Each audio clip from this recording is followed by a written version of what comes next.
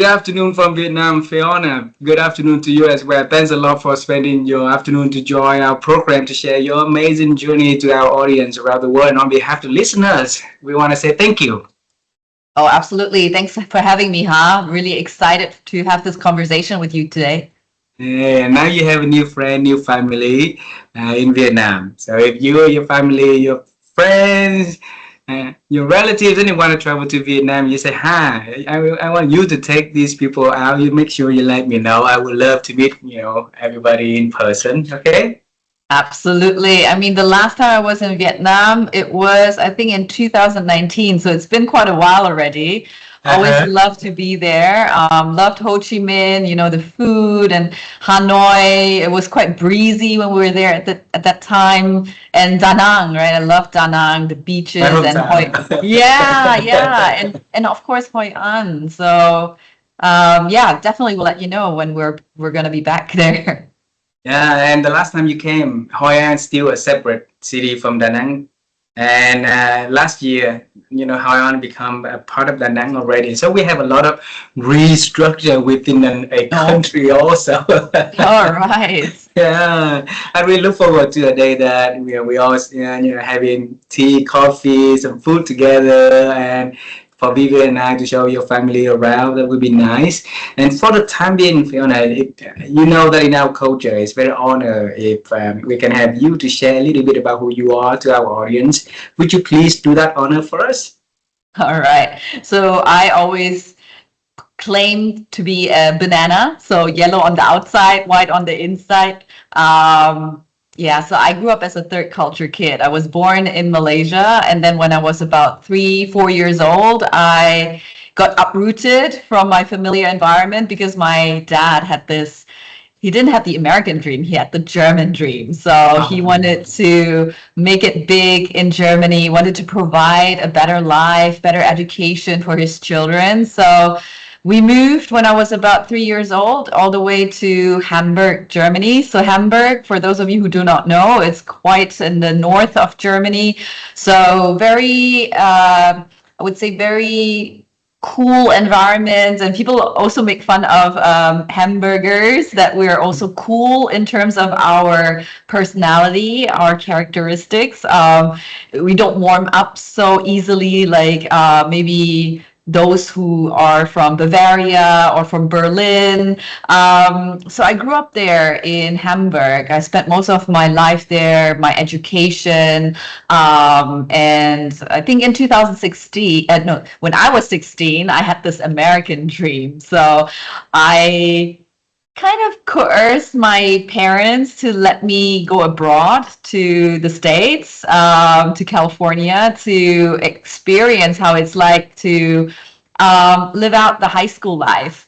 So I was able to do that, convince my dad eventually because I found a scholarship which I was eligible to apply for. And yeah, I spent a year abroad all by myself as a 16, 17-year-old, graduated from high school in the US, had my first love there, and then had to move back to Germany. So that was quite tough. And then back in Germany, I also finished my A levels there and started off.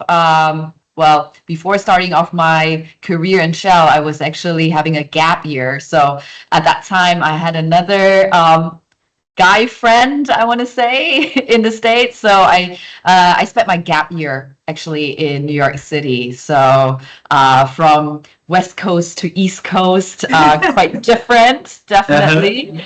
But yeah, I started off my career in Shell already in 2003 because it was part of a scholarship program in Germany. So there are organizations, companies who would sponsor the tuition, and then at the same time during the semester holidays, they would actually put us through different departments in the organization. So that was really important for me because I didn't only want to learn the theoretical skills in university, but I want to be able to immediately apply that in practical life. And at the same time, because we were working in different departments, so we were on rotation, we we're also able to expand our network. So after graduating in 2006, I started off my career as a financial advisor in a refinery. And there I was the only Asian, one of the very few females, and definitely one of the youngest on site. So that's where actually my passion sparked in terms of really embracing being different. I have my podcast called How to Thrive as a Misfit, or the Thriving Misfits. And it's really about embracing the uniqueness that we have and not hiding behind them and trying to blend in. So that's kind of my life in Germany. I mentioned to you, I got expatriated then in 2010, all the way to Hong Kong. And that's also a very deliberate move because I've grown up in Germany. Of course, in the States, I've met a few more Asians, but I felt that I wanted to reconnect and rediscover my Asian heritage a little bit more. So I then was I'm very grateful to be able to be sponsored then to relocate to Hong Kong. So that's where my adventure started in Asia, 2010. And up until now, I'm still in Asia. So I stayed in Hong Kong for almost 13 years before relocating back to my roots, my birth country. So here I am now speaking to you from Malaysia. So it's kind of the circle, like full circle. So how long have you been in Malaysia by now? It's been 3 years now, a little bit more than 3 years. My son was born here, so never expected any of my children to be born here in Malaysia. But yeah, he is a true, what we call a Penangite, a local. You left Malaysia when you're 3 years old.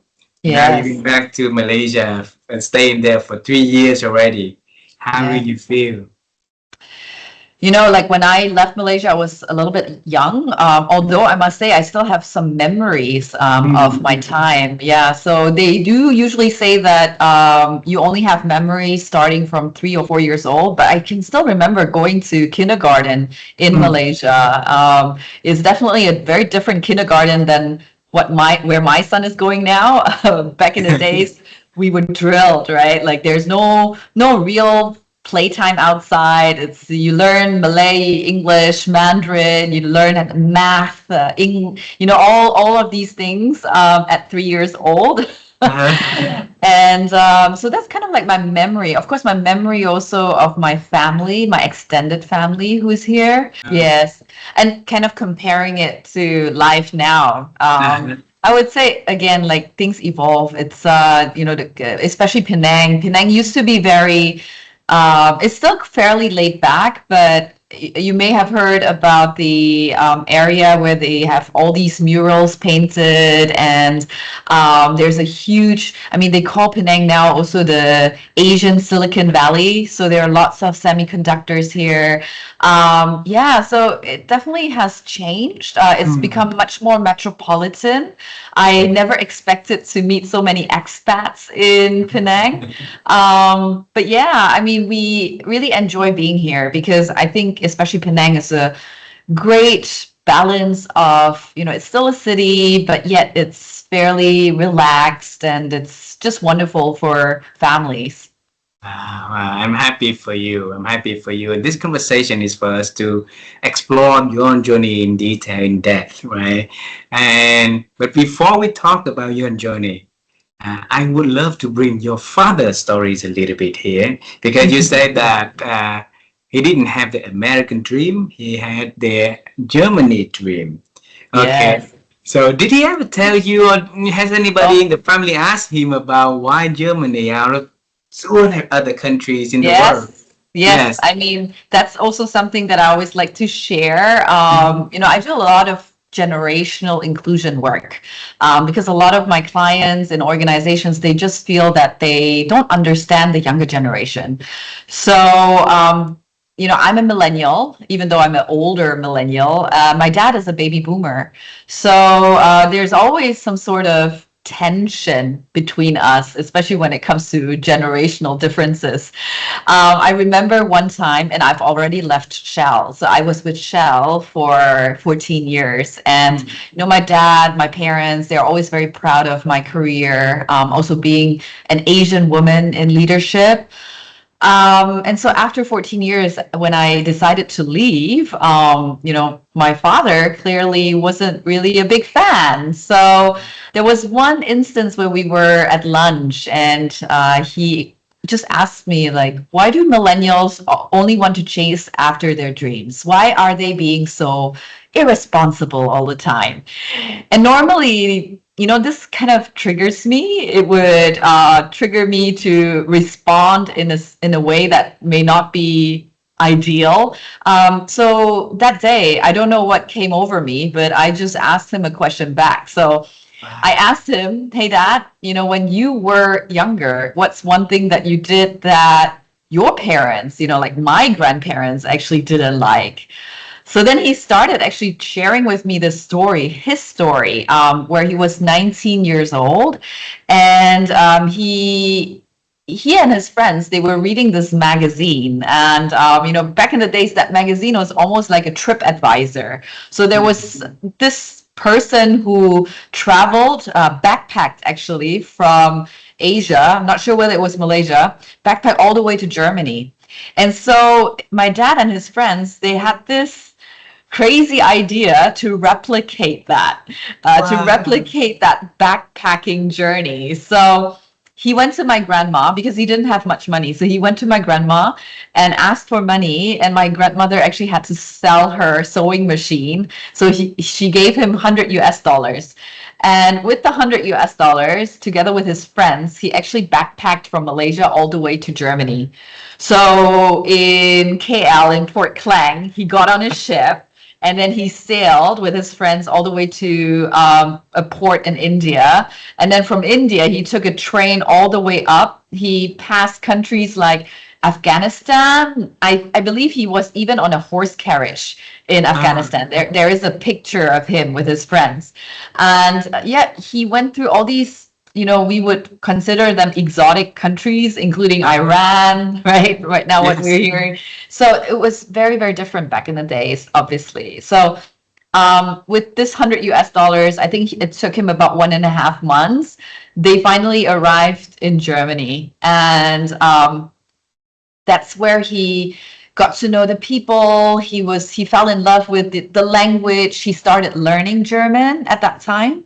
And then also at that time, he started, part-timing in restaurants. And he always had this German dream stuck in his head. But then he returned back to Malaysia, started helping his parents, my grandparents, in the tin mining business, married my mom, and then got me and my brother.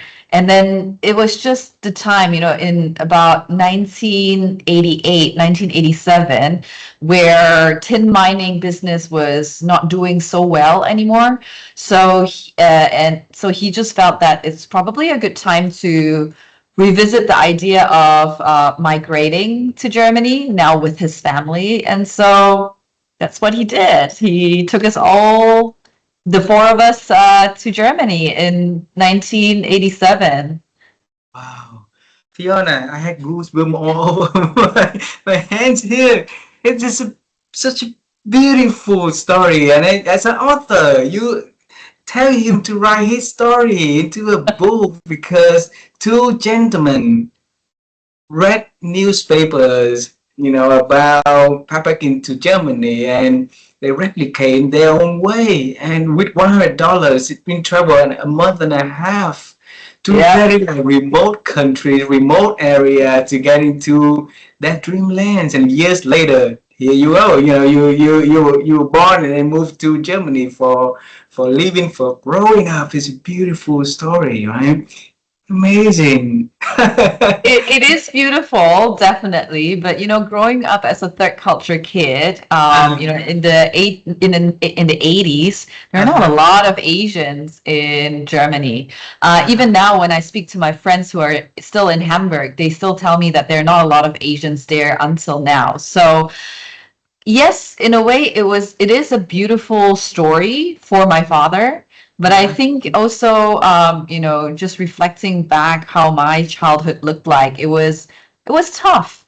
As a third culture kid, you struggle finding your identity. As Mm. a child, or especially as a teenager, you're already struggling with your identity, and then Mm. on top of that, you face this struggle in terms of who are you? People always ask me, where's your home country? Where do you call home? What's your native language? It's always really difficult because if you ask me now, what's my native language? I would always tell you it's probably a mix of German and English, right? Mm. There's Chinese is something that I've only started learning in my adult years. So yeah, it is definitely positive, now that I look back, but definitely in that moment as a child, as a teenager, growing up there, being a minority, definitely tough. We're gonna get back to the moment that you ask him a question instead of retaliate to his question. We're gonna get back to that, because I want to follow with after his dream. Now going to your dream at young age, 3, 4 years old, moving to a country yet completely new, and speaking the language that you had no idea about, meeting the Yeah. friends that you have no similar root and culture and everything. So tell us, what was your dream at young age? When you're growing up, what is that you're gonna do? On those days that you came to Germany. What really helped me when I was struggling with cultural identity was actually journaling. So I've always been journaling and I kept my journals.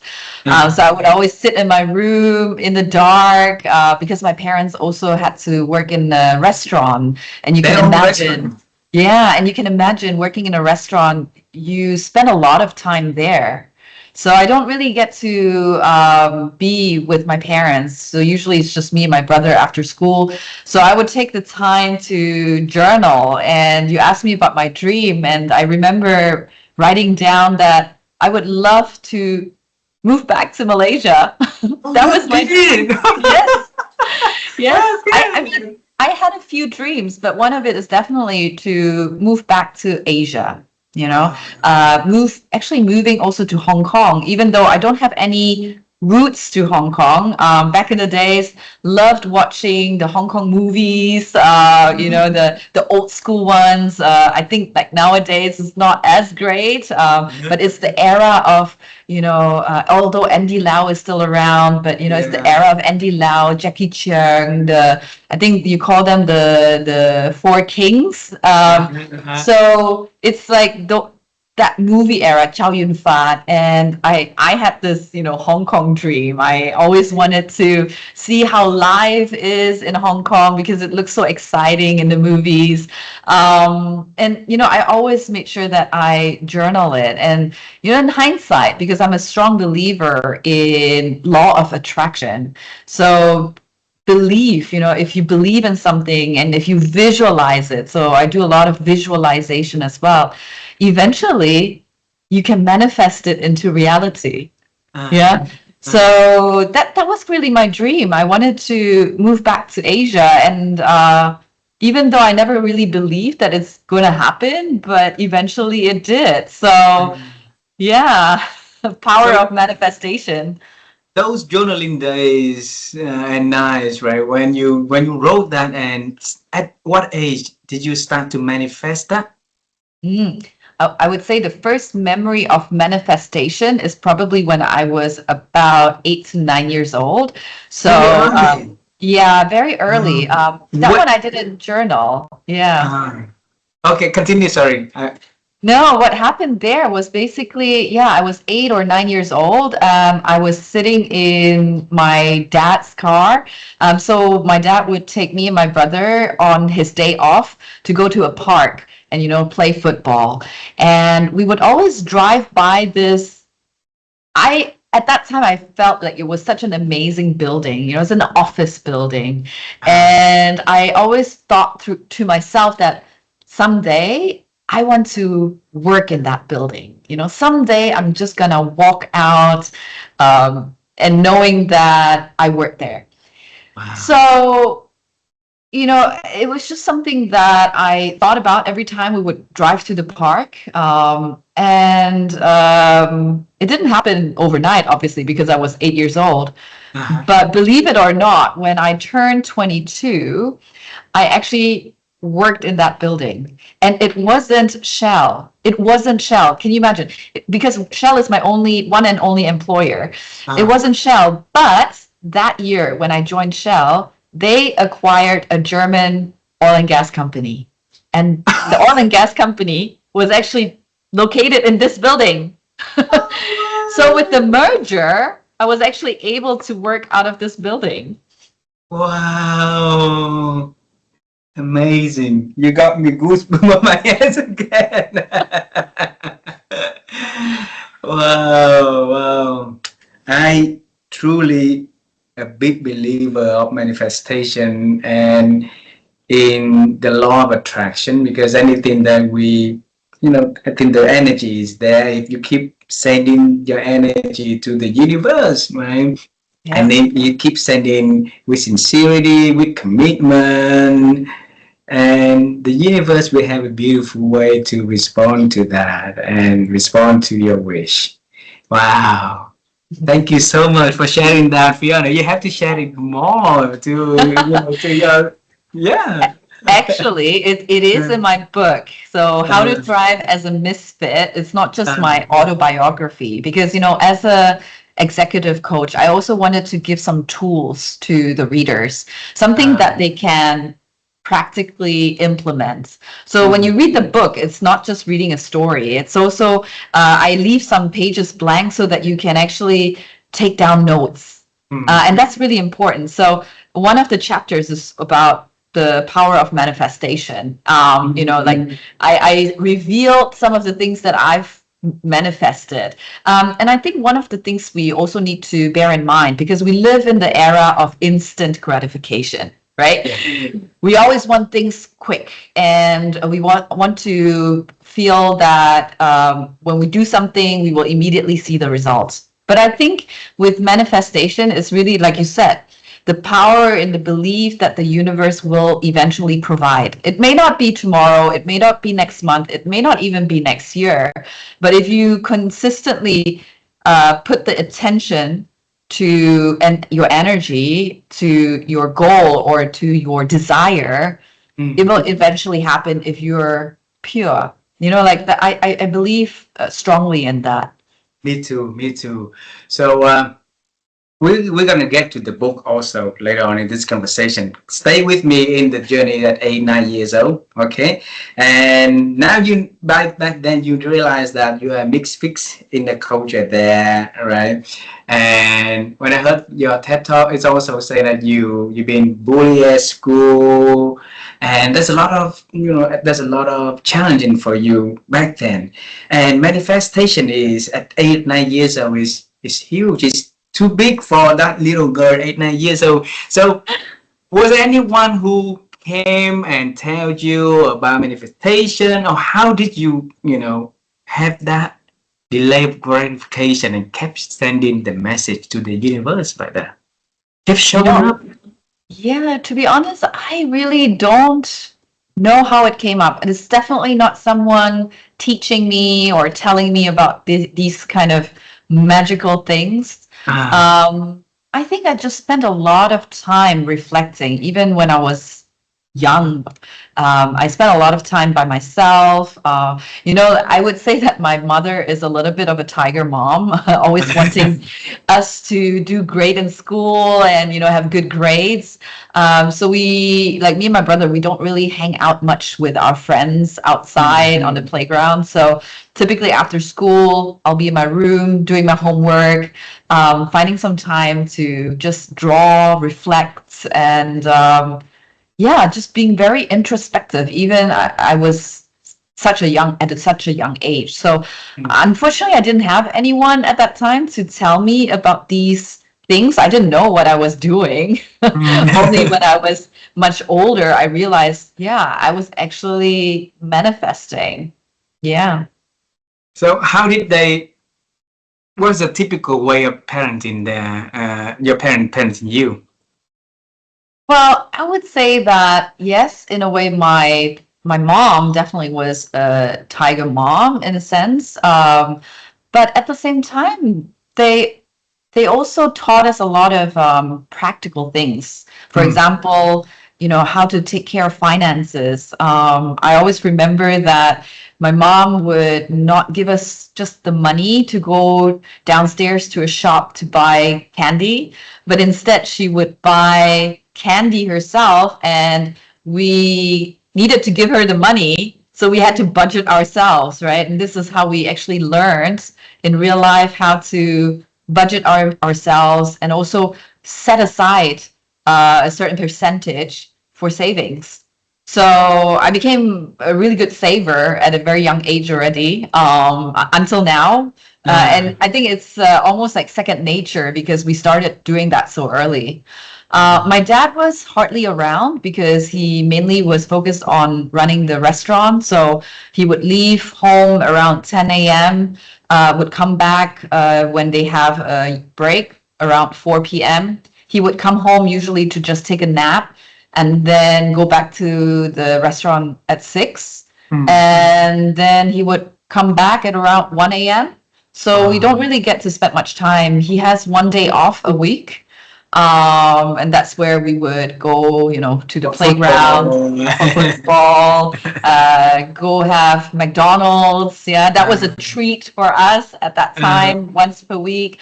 But yeah, my dad, I would say definitely a little bit more hands off.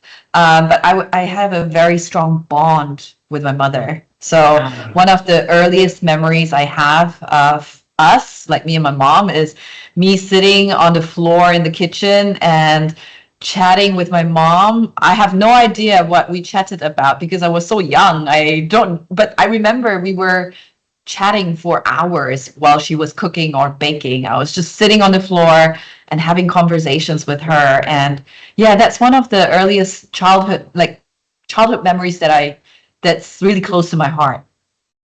And then within that culture, you had the dream of one day you're gonna go back to Asia.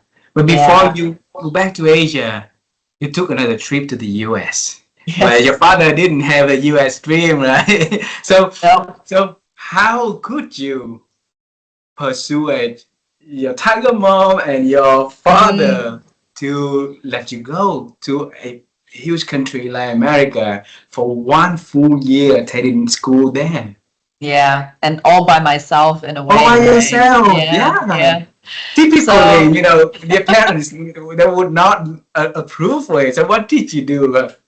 Yep. So even I was still young, I would say I was 15 years old. I did a lot of research in terms of which agency would be the best student exchange agency. I found out which agency would also collaborate with my high school at that time in Germany, and which ones would also allow me to apply for a scholarship, because obviously it's not cheap to send your child abroad for a whole year.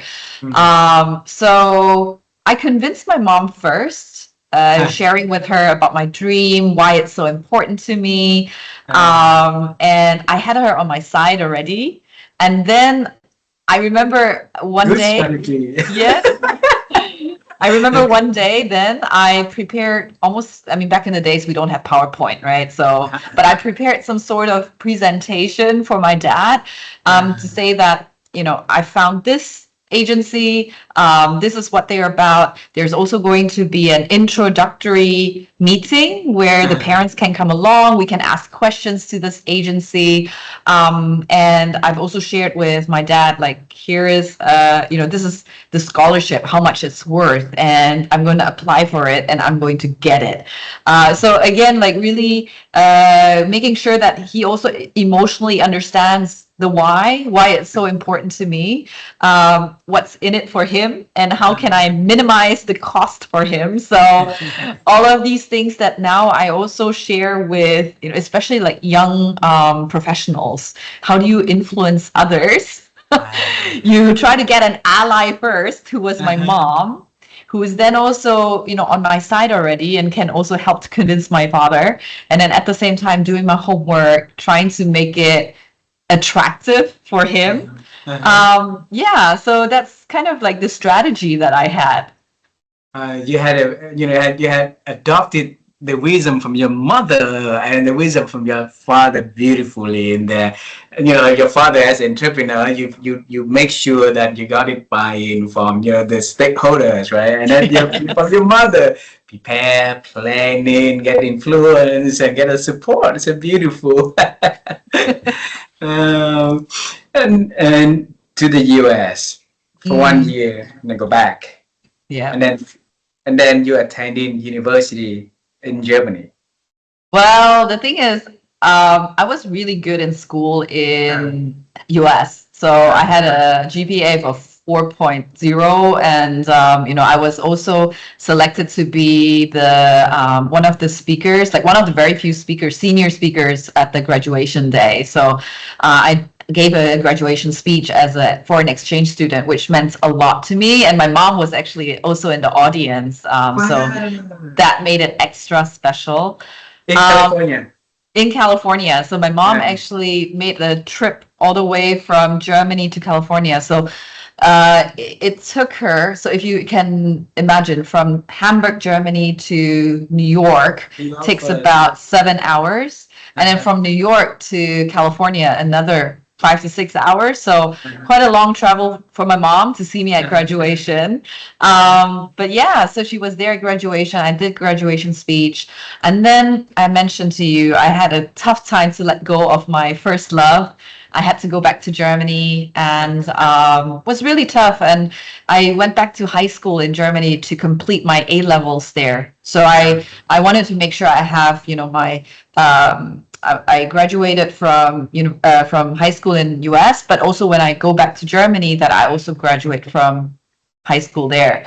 So I had another 2 years in the German high school, and I totally slacked off. So I completely slacked off. I remember the first math exam, because I was also a little bit cheeky when I was in the US. So I spoke to my guidance counselor about my schedule, right? And I told her, I told him that actually in Germany we're already way advanced when it comes to math, algebra, calculus, and whatnot. So I told my guidance counselor, I don't need that in the US because I've already done that. So instead, let me enroll in other subjects. So when you look at my schedule in the US, it's basically the first period is Spanish, and I love languages. So Spanish, then I had yearbook class. What is that class for?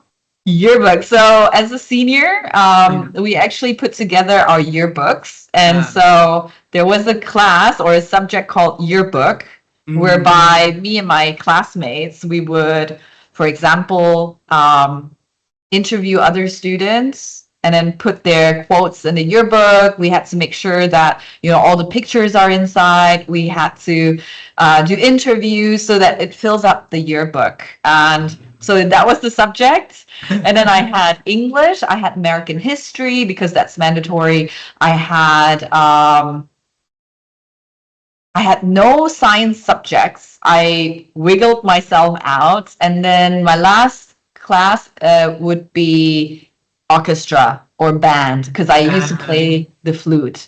okay. So you can imagine I had a year of very relaxed schedule.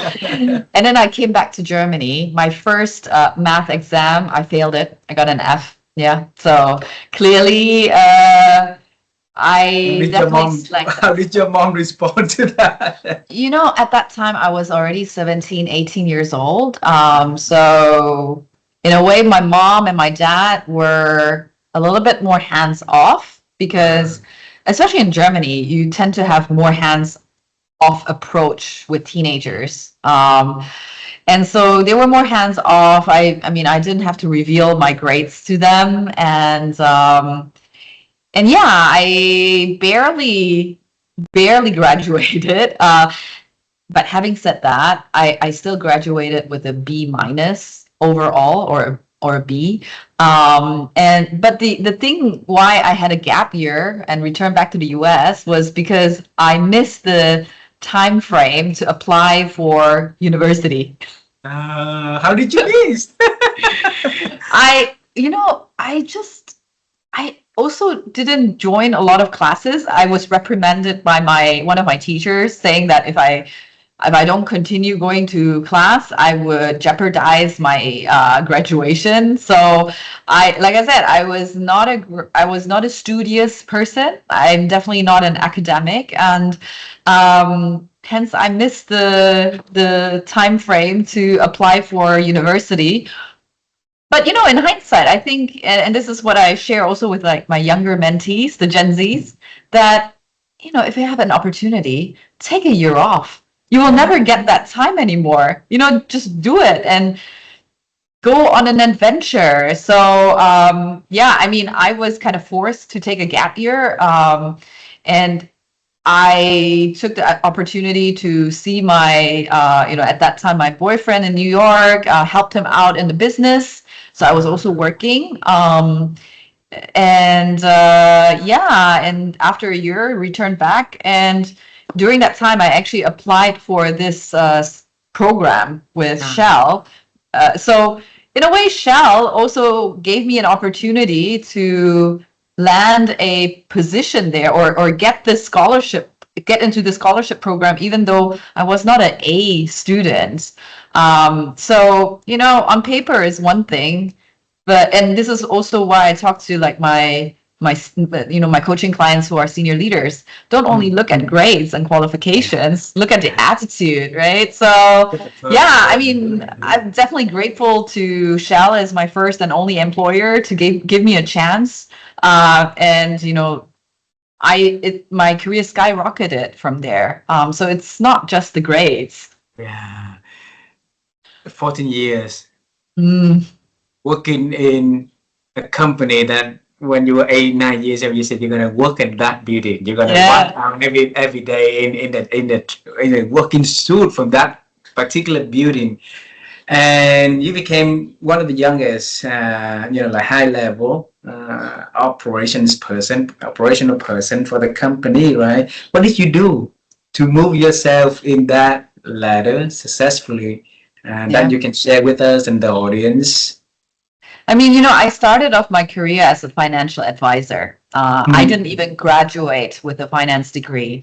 This is where maybe a little bit of bias, racial bias came about. In Western countries, they still, when they see an Asian face, they think that we're all good in math.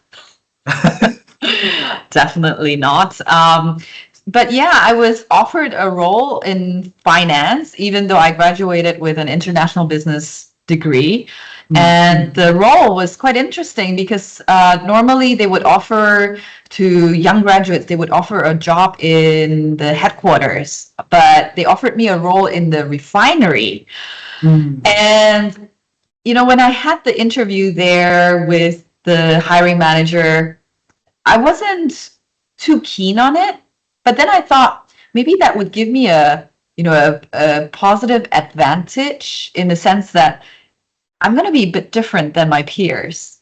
And also speaking to my peers afterwards, they also told me that they didn't want to join or didn't want to take this role in the refinery because they had this perception that it's not cool, right? Being in the headquarters, much cooler.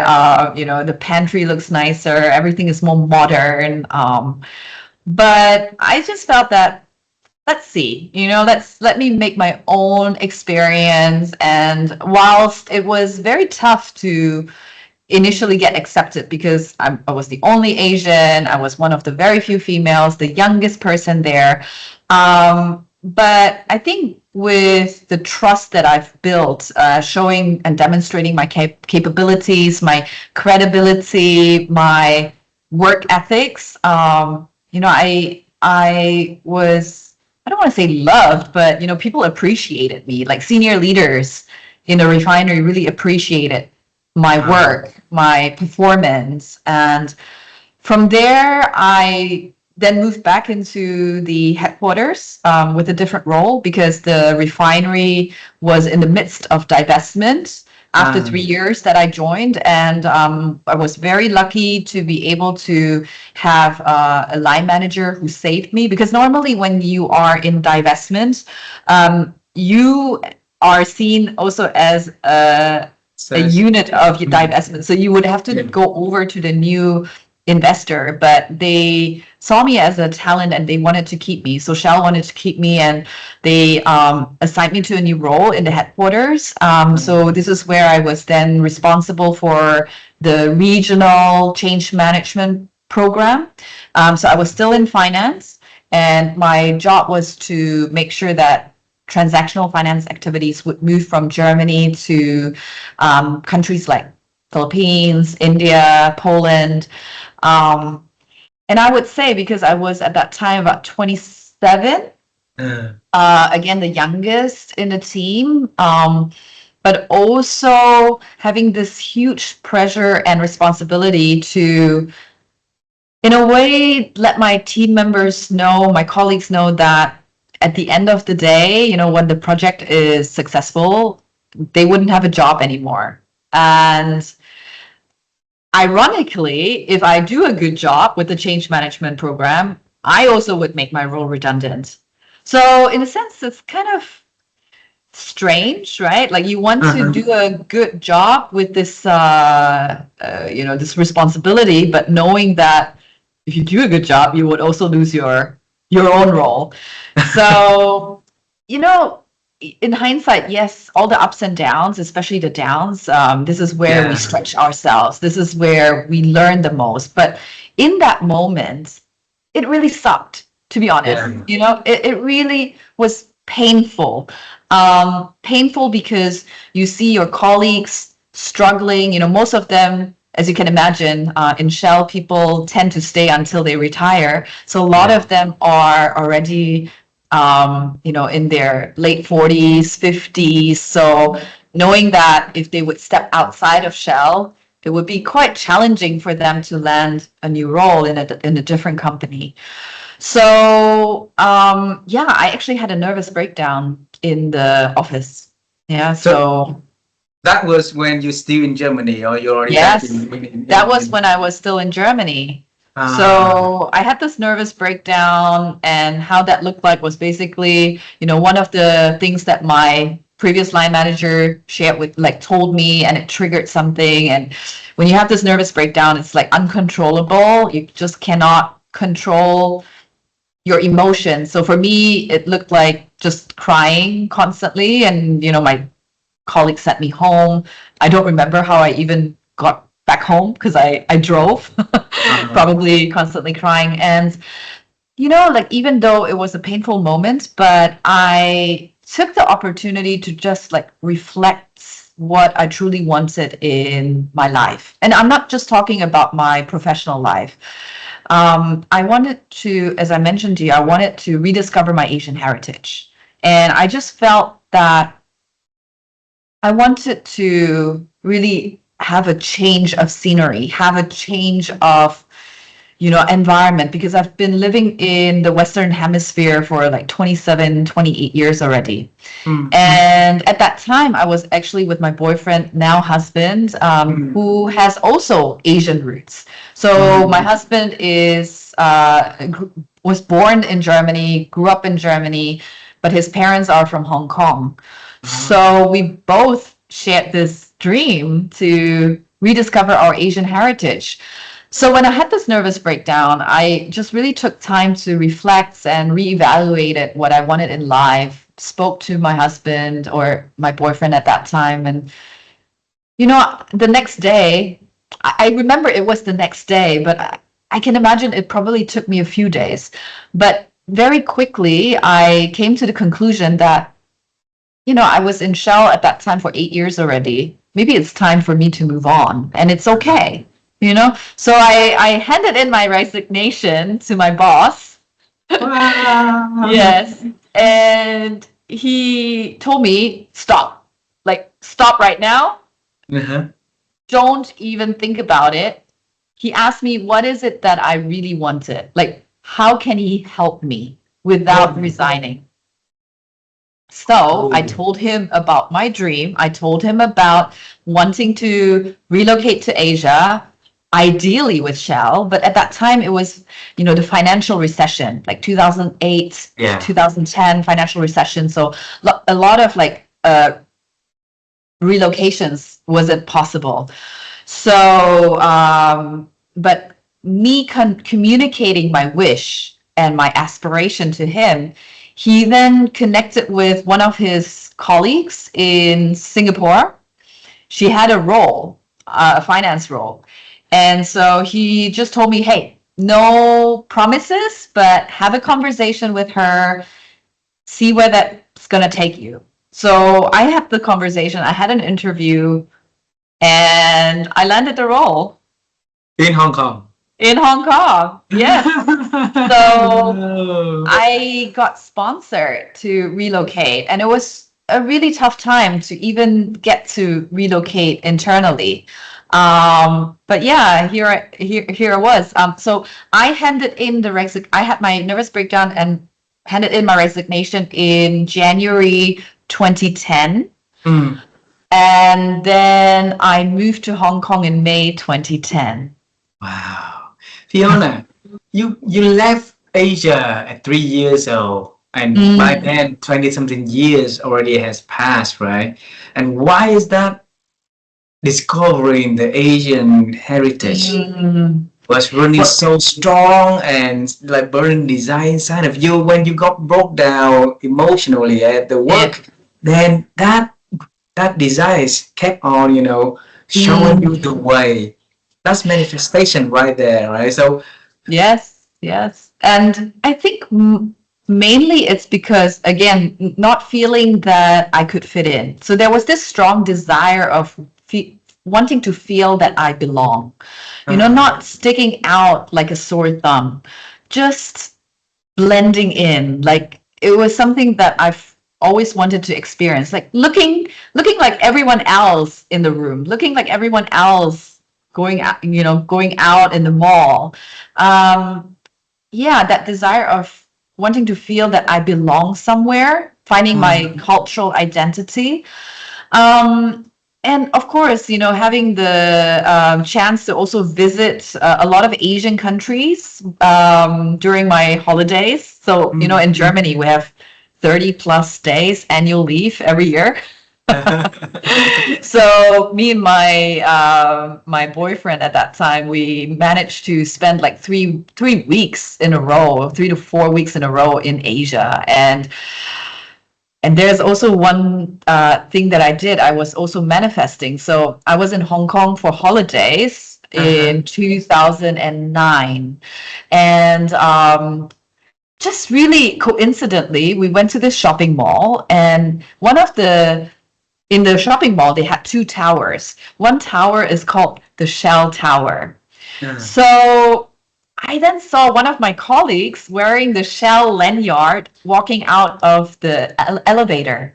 And so I told my husband, hey, I'm going to be that person walking out of that elevator wearing that Shell lanyard. I'm going to be that person. I took a photo in front of that um, name, Shell Tower. I still Uh-huh. have that. And Uh-huh. there was this, yeah, power of belief that I'm gonna someday walk out of this building myself. And Mm. that was 2009, September 2009. In And May then 2010. and then May 2010, I Uh-huh. decided to move to Hong Kong because they gave me an option. I could decide between Malaysia, Singapore, Vietnam, Philippines, Thailand, Hong Kong, and it was easier to choose Hong Kong because my husband's roots, origin is Hong Kong. So chose Hong Kong, and yeah, I stepped out of that elevator wearing a Shell lanyard. Wow. Wow. So that 14 years with a lot of memory, a lot of success, a lot of manifestation, a lot of dreams come true, right? Yeah. And you decide to leave to Mm. leave Shell and pursue something that your father was later on. Why millennials always chasing dream? Why not working stably in one place? Yeah. What made you? Oh gosh, there were so many reasons, to be Uh, honest. I think number one is I had the chance to figure out my core values at a very young age. So when I first started my career in Shell around 2021, I had this reflection about what are my core values. And, my core values, and they're still the same, even 23 years later, it's about growth, enthusiasm, and integrity. mm, So if I do things, if I work in places or work with people who are not demonstrating that kind of values, I am not as engaged. I'm not the best version of myself. uh, So even though I never see myself as an entrepreneur in my 20s, you can ask people around me, I was so intimidated even thinking about running my own business. But eventually I told myself, maybe when I'm 50 years old, I would want to have a center for holistic well-being, where we don't only look at the emotional well-being or the mental well-being, but everything, the financial well-being, the social well-being, our spiritual well-being. So I always wanted to offer that to others. mm, And when I then got appointed as the head of customer operations, yeah, the role that you just previously mentioned, being the uh-huh, youngest, when I was appointed in that role, I again felt very intimidated. I thought, I'm not good enough. Who am I? I was in my early 30s. Who am I to tell people who are 20 years older, who have maybe 15 years more experience in operations? Who am I to tell them what to do? And so I was wondering, how can I be a better leader for them? So I went external, even though Shell has amazing leadership programs, even those designed for women, but I wanted to do something more. And so I started researching about coaching. And then I decided to take up a course to get certified as a coach by the International Coaching Federation. So with mm, that, it's not only a skill that I developed to support my team, but actually going through the coaching journey myself was extremely transformational. And instead of just helping others, I also was able to ask myself questions. Again, like being very introspective. What is it that I want in life? And so that kind of started. And I also at that time joined a mentoring program externally, specifically for women. So I was mm. working with mentors, female mentors outside of Shell, sharing with me, what else is out there. Because it was quite intimidating. 14 years, one company, I was doing really Mm. well, and then thinking, if I leave Shell, what's out there? Yeah, it's Ah, scary. I also got I would say, confidence booster because I was headhunted by Apple at that time. Yeah. ah, And then throughout all these things, again, I made my role redundant for the ah. second time. For the second time in Shell. And I can tell you, in that moment when it was announced, I remember we were at a leadership offsite meeting. So me with my leadership team, my manager, It was officially announced. Even I knew the announcement already beforehand, but when someone really says that out loud, that this role will not exist anymore, makes it even more real. And I kind of like fell back into a little bit that feeling that I had when I was still back in Germany, you know, when I had the nervous breakdown. Even though I was in the seat, the driving seat to make my role redundant, but also I felt like 14 years in Shell, why am I not being, you know, more recognized? And so I had this conversation. I had a coffee chat with one of my friends, and he used to be the president for ventures in Barclays. And at that time, he himself ventured into coaching. He also quit his job because he wanted to become an executive coach. So we had a coffee chat, and I didn't know that he just finished his course, his coaching course, and he was using all these coaching questions with me. And he asked me one simple question. He asked me, if there's no financial constraints, what is it that you want to do? So again, like that gave me the time to reflect, and I shared about, you know, the Center for Holistic Wellbeing with him, and that just kept the ball rolling. And then I got certified as a coach. I was very transparent with my manager and also HR that I would like to coach not only internally but also externally. So I was side hustling, and doing the side hustle.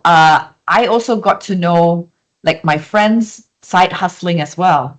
So I actually created this community of side hustlers in Hong Kong, because, you know, in Hong Kong, a lot of my friends are also in banking and in finance, and they're not so open-minded if you're doing something on the side. So it was a platform, it was a community to help us talk about our passion projects, whether we want to eventually turn it into full-time gig or just a side hustle, you know, or even as part of doing charity work. It doesn't matter, but it gives us a platform to exchange, have sounding boards, and just being able to share it openly. So yeah, I was able to, because of side hustling, able to test out the waters. I then, you know, was able to also decide to leave Shell, get a nice severance package. And, you know, again, like being able to balance my business acumen with also the trust in my intuition. Again, the manifestation, who I want to work with, who are my dream clients. So I would write down, you know, my 5 dream clients who I've actually worked with now over the past 8 years, and really having amazing support around me, other entrepreneurs. You know, as an entrepreneur, it can become very lonely. The first 3 months or even first year was definitely very lonely. I'm an extrovert. I need people around me. And then all of a sudden now I have to work by myself, dealing with BD, sales, marketing, delivery, content creation, finance, admin, everything. You have to do it by yourself, right? It becomes so lonely. So I think what helped me to kick off my business was definitely the support that I had around me, and also me reaching out to people, trying to learn from them, and, you know, pairing my business acumen that I've learned in Shell with also the trust in my intuition, who to work with, how to reach out to people, and always staying true to myself. So I never was very comfortable to come across salesy. So I think this is also the reason why I attract clients who are very much in alignment with my values too. So yeah, a really long story to your short question. So the whole notion of holistic well-being is not new, right? It's been there, but it's really starting to like accelerate after the COVID-19. Your business was named after that way before COVID-19. So Yes. back then you can name any name. Why holistic? You know, again, because holistic means you look at an individual, not only one-sided. We are all unique beings. We have a lot of different identity aspects. So I don't only want to work with a client to support them in their professional space, for example. I want to also support them in their, if they want, in their spiritual well-being, in their social well-being, even financial well-being, because this is something that we often forget, which is absolutely important. Financial acumen, being able to take care of your own personal finances, so important, especially for me, being in finance myself for 8 years. I would say that I've never been really good with my personal finances. So I wanted to also make sure that this is an important aspect of what I do. So holistic, because a person is not just one-sided, but multiple sides and or multiple aspects of their identities. And now it's not well-being. So now the company is called Holistic Coach Consulting, because I'm pairing coaching with consulting as well.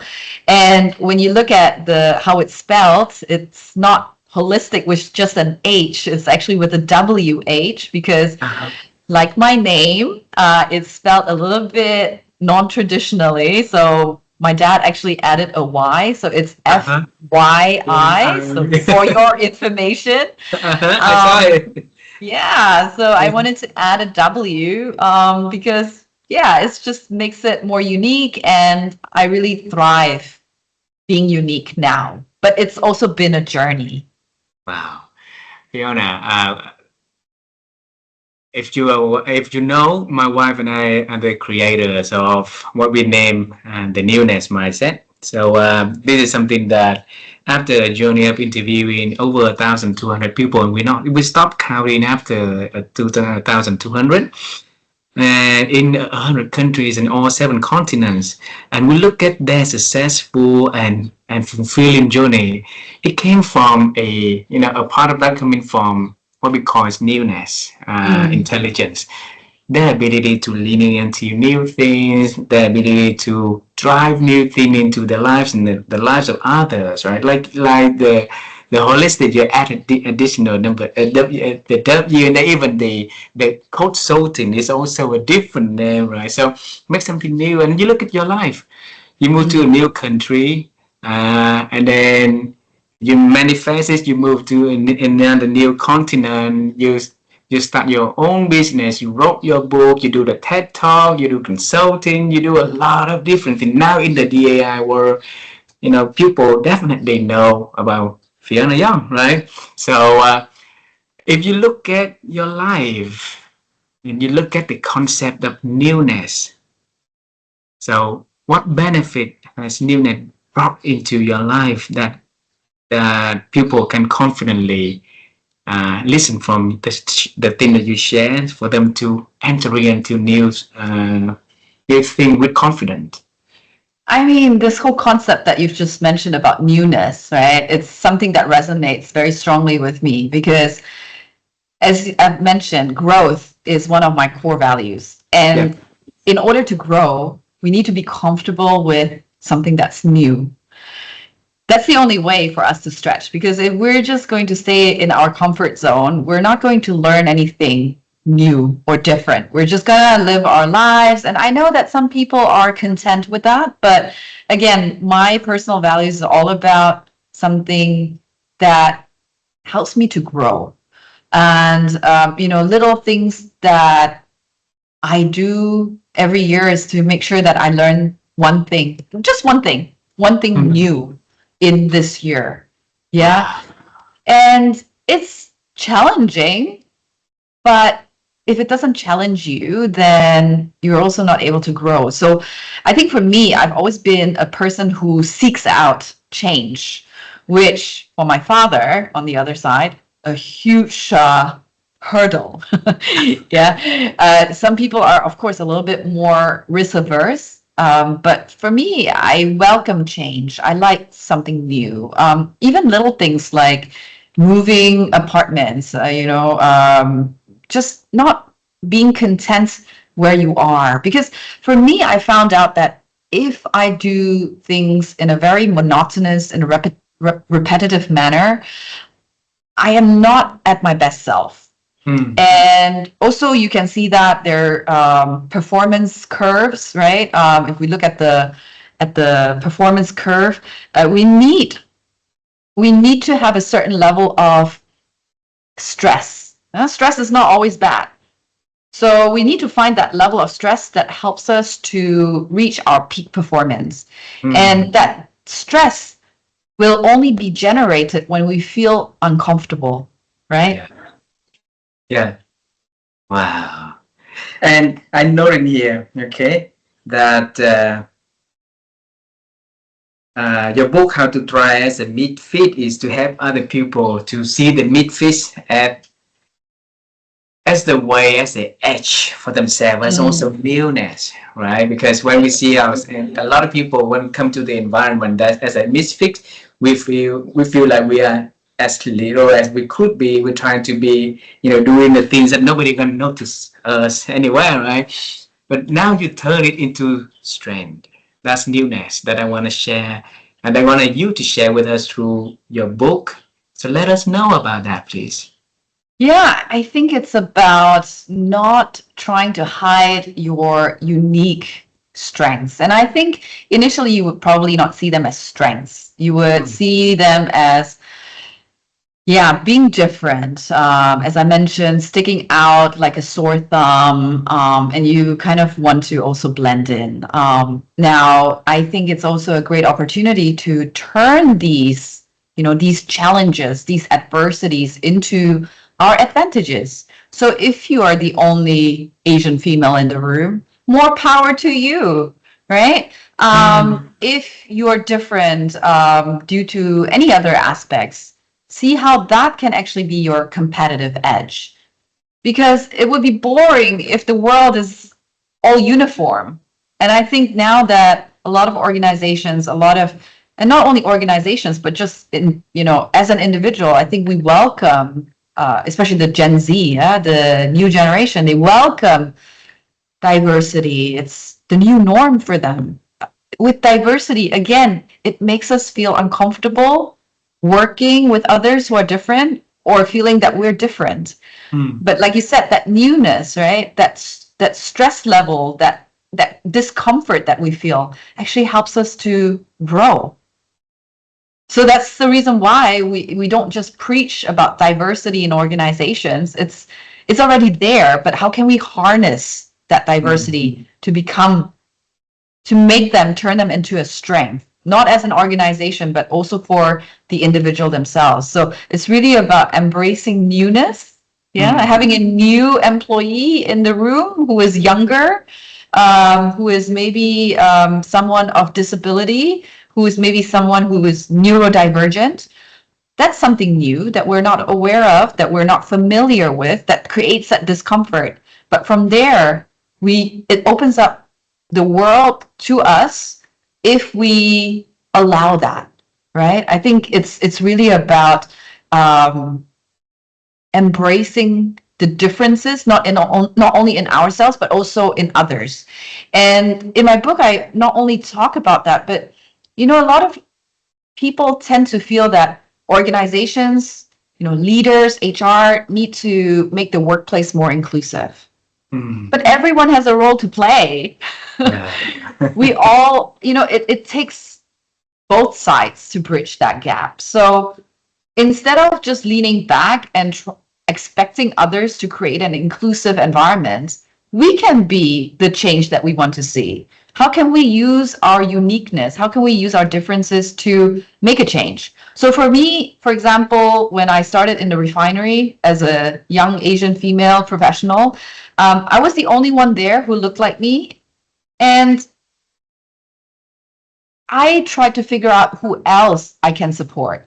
Wow. So not waiting for someone to support me, but thinking about who else I can support. So I actually then raised my hand to be on the committee for a Young Graduates Network in Shell to support my fellow young professionals to have a voice and to advocate to the senior management about our expectations, our career aspirations, and what kind of support we need.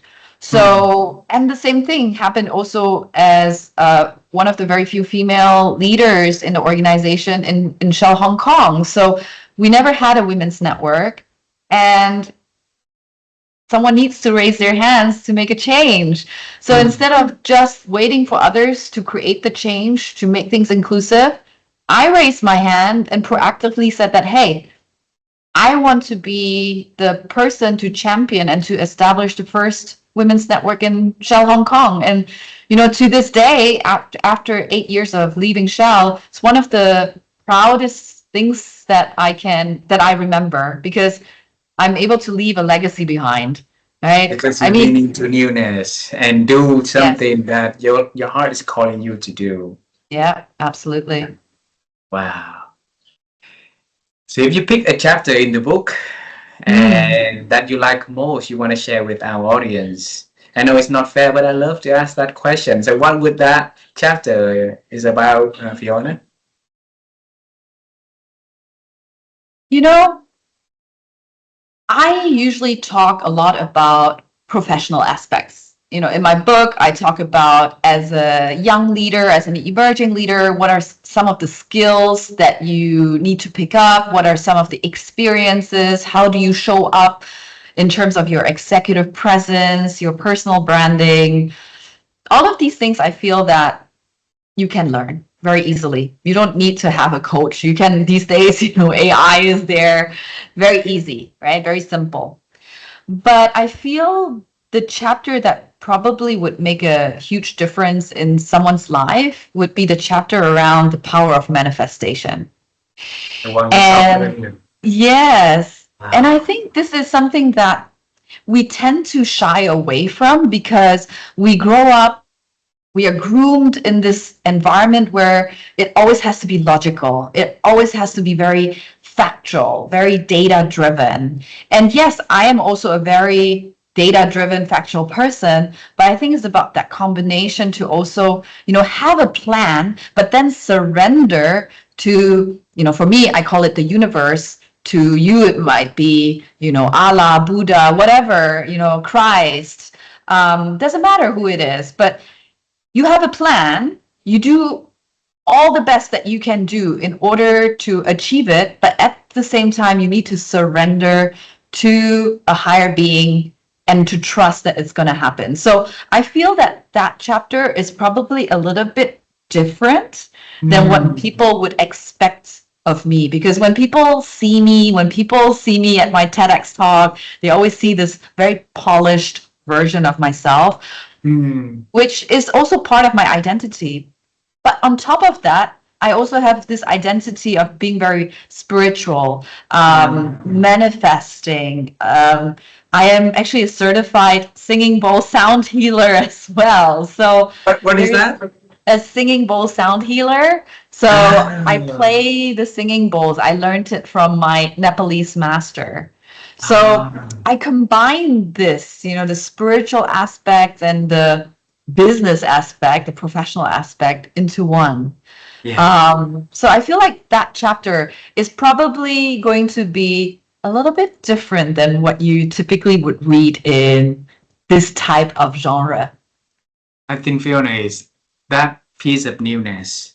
It's newness for a lot of people also, right? Mm, Because we thought all about the logical word, you know, and but I always believe there's something always existing bigger than anything. So, you know, surrendering ourselves to that perhaps open many, many doors that we've not seen in our life. So thank you for sharing that. And here's the thing, you've been doing that for 30 years. And manifestation, now you just put that 30 years plus of experience onto a piece of, you know, paper, onto a book and share the mm, ideas. And that definitely the people out there will will be opening to lean themselves into the newness. And perhaps that will be making a difference for them also, having a fulfilling life, having a life beyond their imagination, right? And in this conversation, you mentioned the word that I love, the word think, but you mentioned very, very little because, but you mentioned the word feel a lot more. I'm not mm. sure if you're aware of that. And Vivian and I, we always love to help people to improve their life through improving their ability to think. Because we believe that if we think better, then perhaps we make better decisions, and from there, lifestyle to make, go to the right to the better direction. I hope, right? And there's no better way for us to do that, except by asking, guests on our show on how they do the thinking. So the question for you, we want to ask you, Fiona, is how have you been growing and expanding your ability to think over the years? I would say it's quite deliberate and intentional. The way I think is also very structured. So I'm just going to pull out one of my, it's not really a journal, but every month I make sure that I plan things ahead. And, I write down my monthly focus, again, very holistically in terms of my career, what I want to learn, my health, my relationships, the community I want to support, and my finances. Again, very holistic, right? And I write down not a long to-do list, but a few key things that I want to do, and also monthly key milestones. Wow. So this helps me to, and this book, I always have the pages in front of me, like it's always open, because it reminds me every single day what I need to do in order to get closer to my goal or my dream. And not only that, so it's not the goal only, but at the end of the month, I would write down my reflections. So my reflections around what goals I've accomplished, but also what are some of the big risks that I've taken, which is kind of the same as newness, right? What are the risks that we've taken? What are some of the new things that I've done that would pose a risk? What are some of the valuable learnings? What are the new meaningful connections that we've made? Which one of those are you, by the way, because we met, I think, in January. And also, what are some of the things I'm most grateful for? So every day, so this I do it every month, but every day I journal in the morning. I write down 3 things I'm grateful for, and I write down 3 things that would make my day awesome.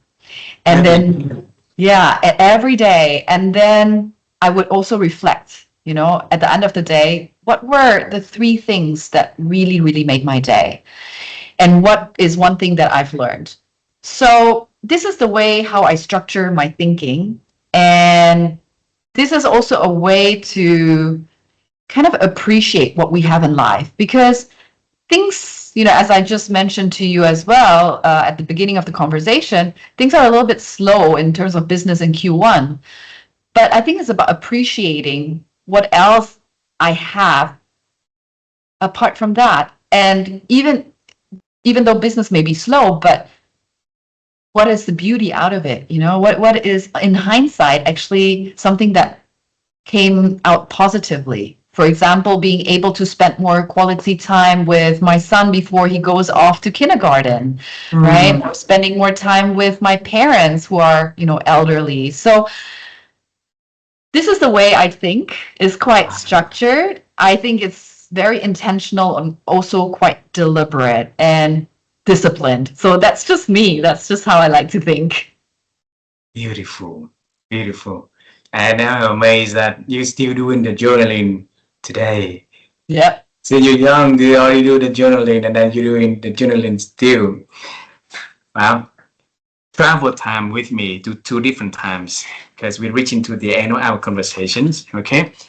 I'm bringing you to when you're 8 years old. 8, 9 years old. Your father was busy at the restaurant. He's not going to return home until 1 or 2 in the morning.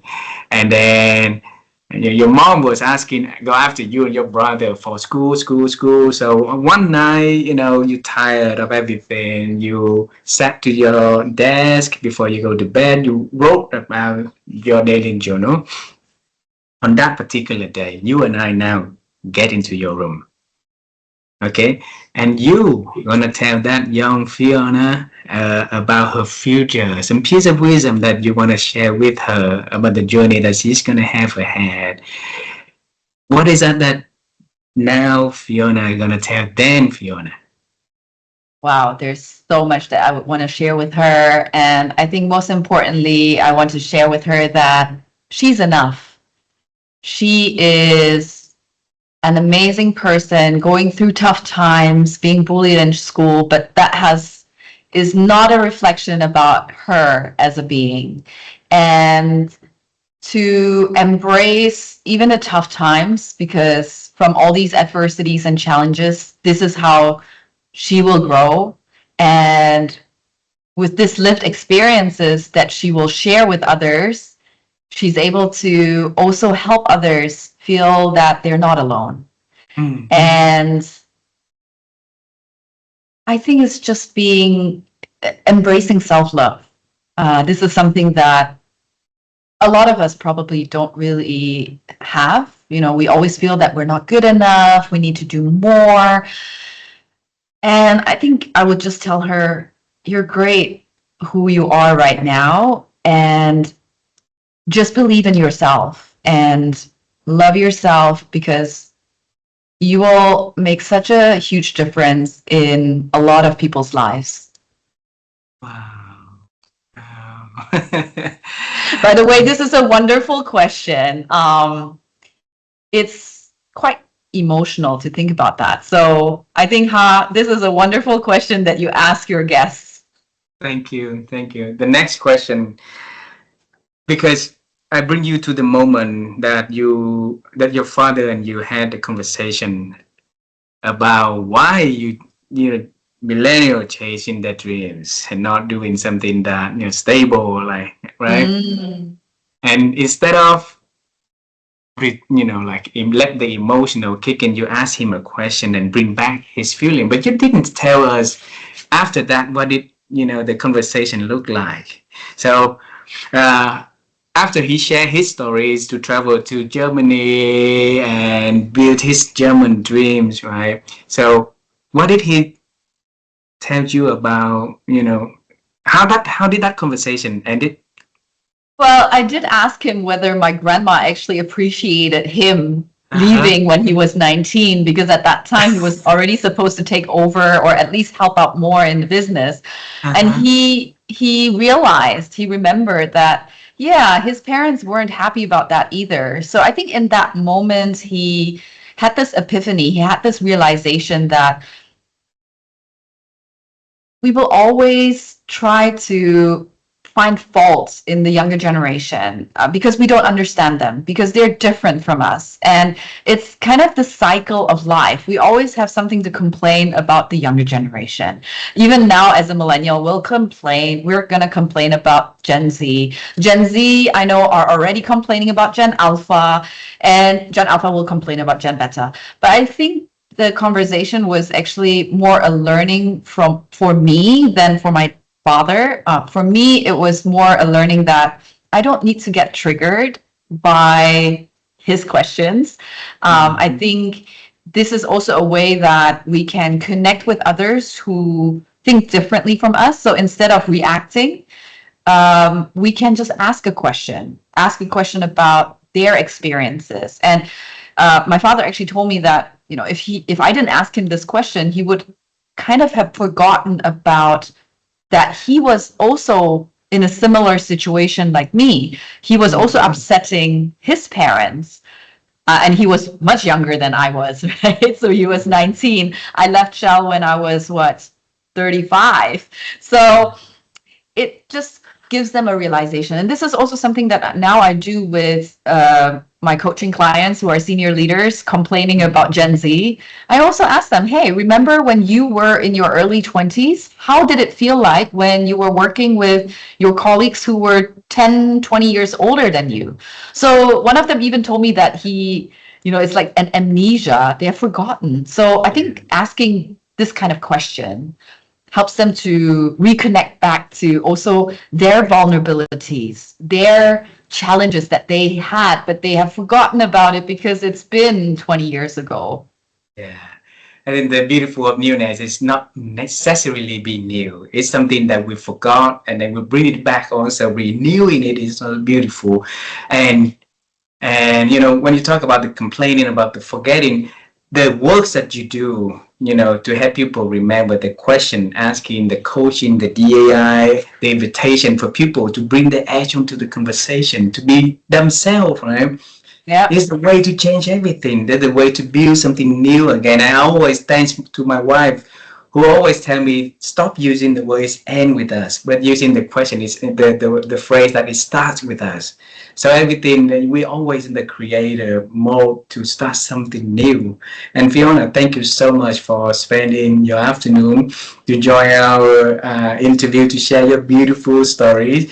And I'm so happy that now I'm having you as a new friend, and I have an opportunity to share your holistic story to our audience, to your friends also, so they know more about the Fiona Young and her journey that leading to what she loves doing.